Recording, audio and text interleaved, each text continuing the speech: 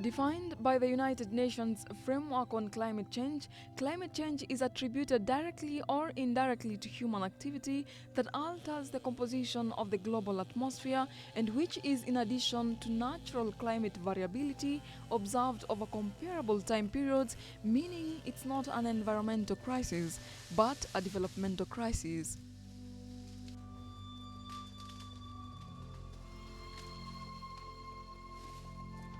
Kenya is a vulnerable developing country with fast-growing youthful and increasingly urbanized population, which places immense pressure on its development agenda. Despite the extensive effort being undertaken to address sustainable development, it is clear that tomorrow's generation will be left with a liability of huge challenge in environmental, social, and economic areas.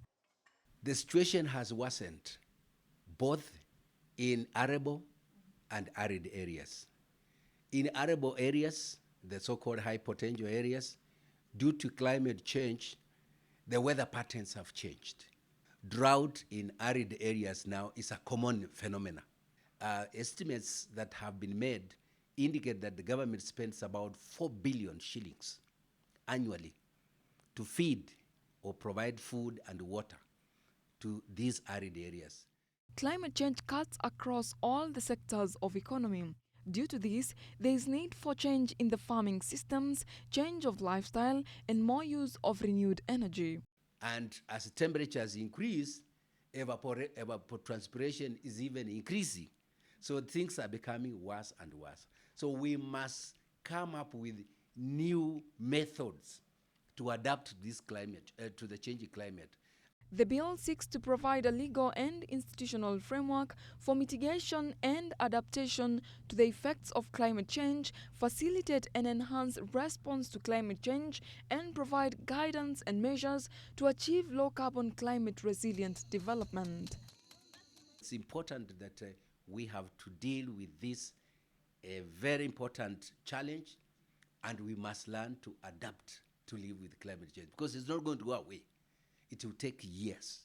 Women and children are often the most affected, and the bill emphasizes mainly on involving more women in the rural areas who experience the effects of climate change firsthand.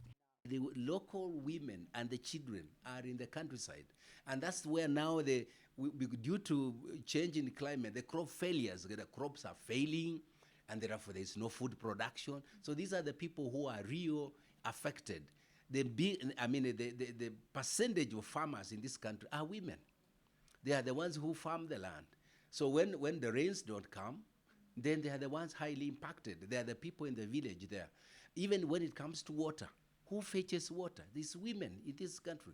So when you find, that's why you go to Kitui, you go to other places, Makueni, women spend as much as 10 hours looking for water. The Climate Change Bill 2014 awaits the third reading when the National Assembly resumes late this month, and if enacted into law, Kenya will become the first country in Africa to have a legislative law for climate change. If passed, the counties will play a major role in implementing it in conjunction with other stakeholders. And it is at the county government where now all these climate change action plans and strategies will be implemented at a local level. So at the county government, the bill has created a provision that each county government will have to include climate change in its county integrated development plan. The climate change must be mainstreamed. For a long time now, many don't fully appreciate that climate change is a problem. We think it is a problem waiting to happen, but it is happening and will worsen if nothing is done about it. Marete Salvin, GBS News.